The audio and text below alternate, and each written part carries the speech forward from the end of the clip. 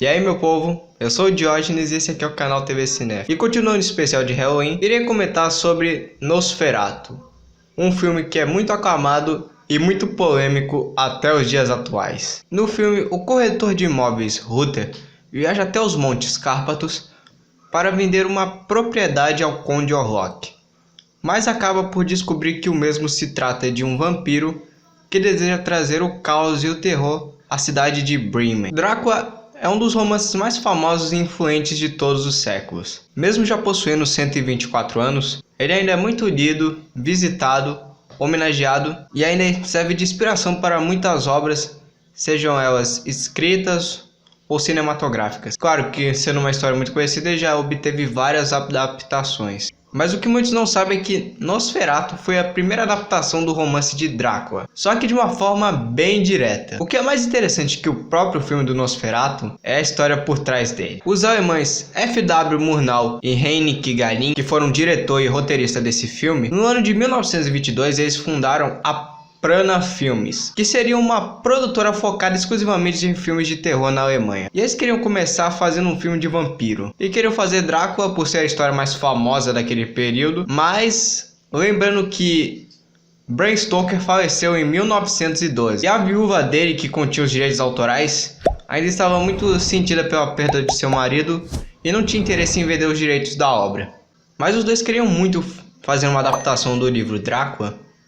Então eles fizeram aquela velha história de copia, mas não faz igual. Eles pegaram a história do livro, alteraram os nomes dos personagens, como o próprio Drácula, por exemplo, que neste filme se chama Conde Orlok. Mudaram os locais onde a história se passa, que no livro era na Inglaterra e na Romênia, e nesse filme é na Alemanha e na Romênia. Também removeram vários personagens que tinham no livro e acrescentaram situações e detalhes sobre a mitologia dos vampiros que não existem no romance. E um ponto muito interessante, spoiler, é que foi neste filme que foi criada a ideia de que a luz do sol mata os vampiros. Pois no Drácula é dito que a luz do sol ela não mata os vampiros, mas que ela apenas os enfraquece, já que eles são seres das trevas. Então a noite é o momento em que os seus poderes estão no auge. Só que o Galinho teve essa ideia de matar o vampiro devido à luz do sol somente para que ele pudesse alterar o final da história e não levar um processo, o que não adiantou muito, já que quando esse filme começou a ser circulado nos Estados Unidos, a viúva de Bram Stoker rapidamente tomou uma ação na justiça que não só impediu o filme de ser circulado e ser destruído, mas também a Prana Filmes teve que fechar as portas, sendo Nosferatu o seu primeiro e seu último filme. Mas décadas após o falecimento dela e quando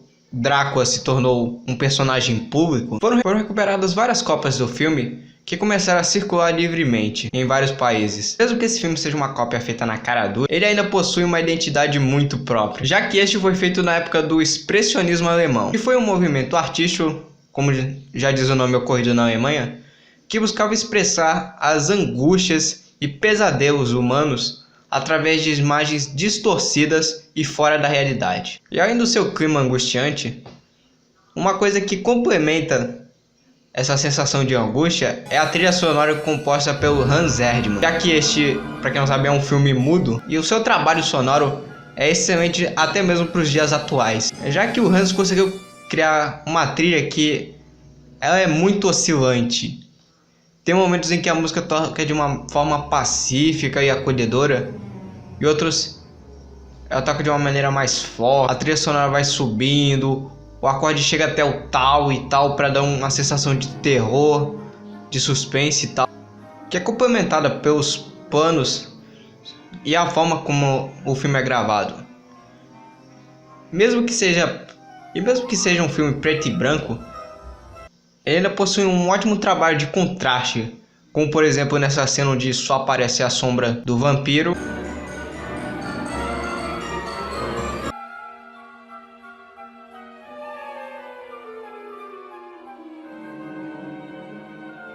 Ou nessa da janela.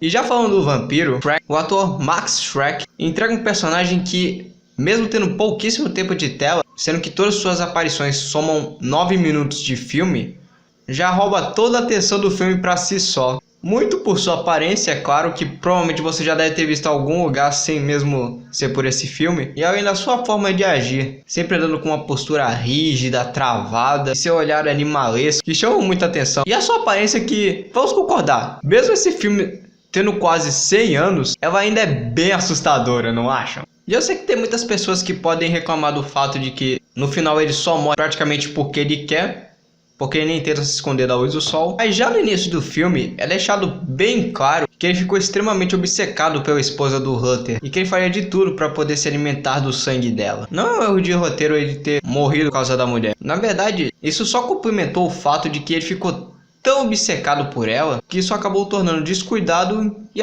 assim o matando. Ao meu ver, o grande defeito de Nosferatu são as cenas externas onde o Conde Orlok aparece, já que é deixado bem claro no início do filme que os vampiros morrem com a luz do sol.